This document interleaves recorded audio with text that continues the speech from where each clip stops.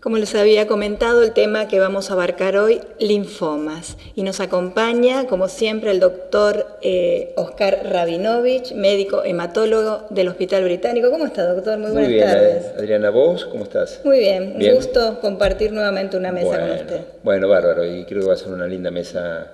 Realmente de las que nos gusta a nosotros de interaccionar con nuestros televidentes. Y con un tema realmente de mucha importancia. Bueno, hoy nos acompaña la doctora María Virginia Prates. Muy buenas tardes, doctora, un gusto que esté aquí con nosotros. Realmente comparte con ustedes este lugar. La doctora es coordinadora de oncohematología del Hospital Italiano de La Plata y subjefa de la unidad de trasplante. Coordinadora de mielodisplasia de la Sociedad Argentina de Hematología y es asesora médica de Linfomas Argentina. Un gusto que esté compartiendo aquí con nosotros esta mesa. Muchas gracias por la invitación y es un gusto compartirla con ustedes. Gracias a usted, doctora. También nos acompaña, ¿cómo está? La doctora Aide González. Un gusto que esté aquí con nosotros. Muchas gracias por invitarme. Ella es odontóloga y presidenta de Linfomas Argentina. Sí. Bueno, doctor, vamos a hablar un poquito de este tema que nos involucra a todo y tan interesante.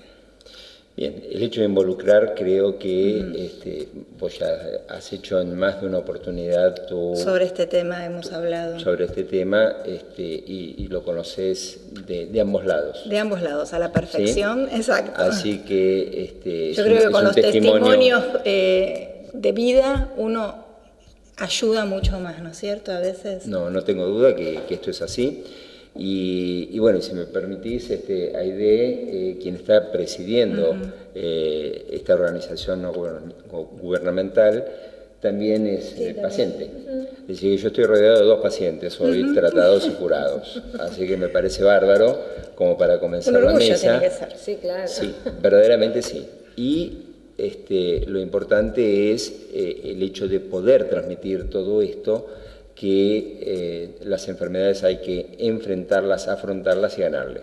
Y no temerle, ¿no es cierto? Y no temerle. No temerle el hablar, porque muchas veces se teme a la palabra, ¿no es cierto? Ya la palabra se le teme decirla, ¿no? Yo creo que por eso se inició este programa que hacemos ya hace 7 años, por esa razón, ¿no? Para dar un testimonio de amor a todos los televidentes y a todo el que lo necesite. Así es.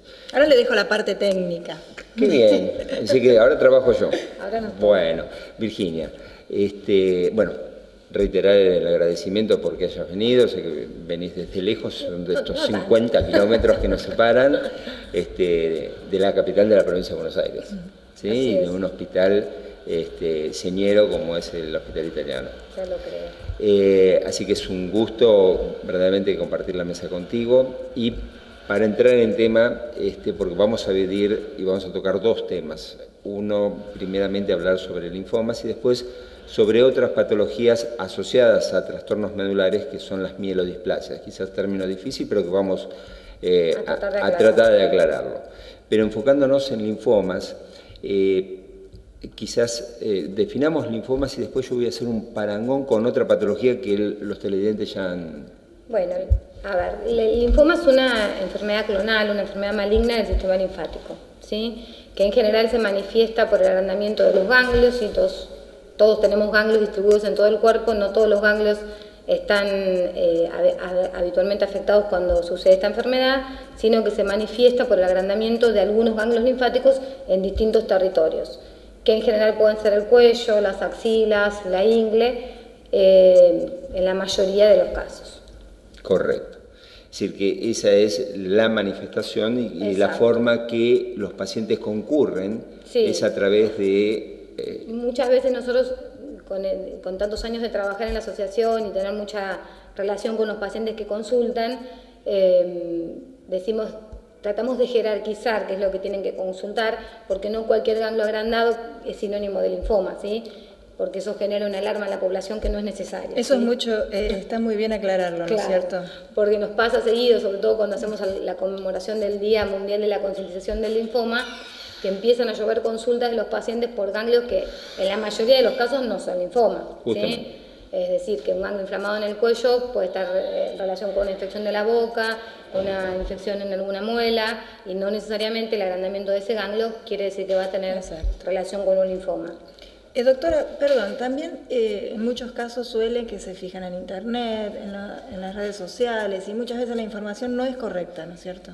Siempre, mira, en la experiencia ya como médica, no tanto en la asociación, yo les digo a los pacientes que internet es una herramienta fantástica para un montón de cosas, pero no para el tema médico, porque cualquiera puede volcar su experiencia, su conocimiento, y sin ser profesional y sin saber de lo que se está hablando. Y en realidad el problema es que esa información que el paciente obtiene, si no es adecuada, la mayoría de las veces le genera angustia. Claro. ¿Sí? Porque el desconocimiento o alguien que le fue mal y vuelca eso en internet realmente es desalentador. Sí.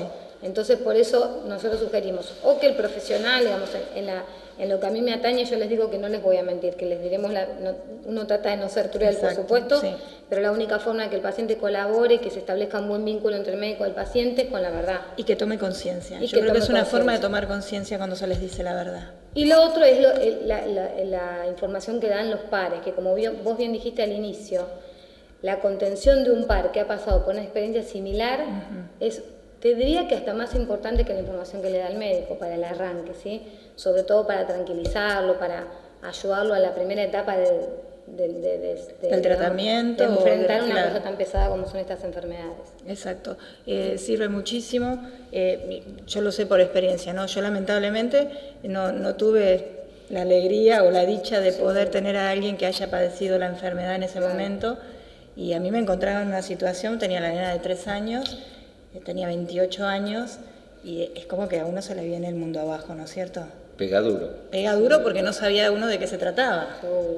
Y lo primero que se le ocurre es no querer hacer nada. Es lo primero que piensa uno, no querer hacer nada, y eso es un error, que después uno lo ve con el tiempo. Cuando vas transcurrido. Cuando vas transcurrido uno se da cuenta que debe y tiene que hacer las cosas. Bien. Es importante, claramente estamos hablando del apoyo que se necesita, y creo que desde la asociación ustedes hacen mucho. Esto que Adriana dice es porque no los conocía. Claro, te estaba escuchando y a mí me pasó exactamente lo mismo. O sea, cuando fui diagnosticada, primero, si bien conocía porque había estudiado que era un linfoma, cuando me metí en internet no podía identificar bien el tema porque uno está muy angustiado. Claro. Te sentís sola, que solamente a vos te está pasando, y te angustia mucho el no entender muchas cosas que estaban equivocadas. Unos años después que yo terminé mi tratamiento, encontré una asociación de España, AIAL, donde ahí vi qué era lo que hacían y qué era lo que yo hubiera querido tener cuando estabas haciendo tu tratamiento. Y es ahí donde nace Linfomas Argentina, junto a Virginia Prate, junto a Claudia Bulsomi. Formamos esta asociación justamente para que la información médica sea una información precisa, cuidada, donde el paciente pueda hablar con otro que le pasó lo mismo, pero el otro sabe qué es lo que le tiene que decir, cada caso es un caso particular.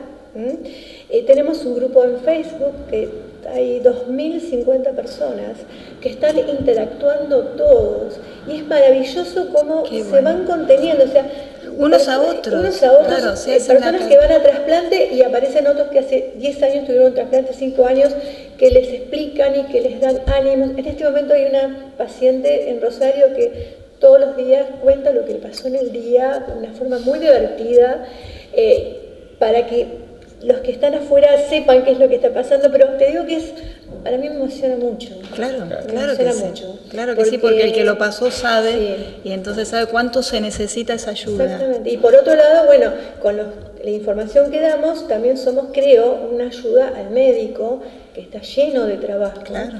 Y que de golpe, cuando tiene que dar el diagnóstico a un paciente, le tiene que dar tratamiento, también le tiene que decir un montón de cuidados que a veces se le escapa. Entonces sabe que dentro de nuestra asociación nosotros tenemos una guía de cuidados que tiene que tener el paciente mientras está en tratamiento.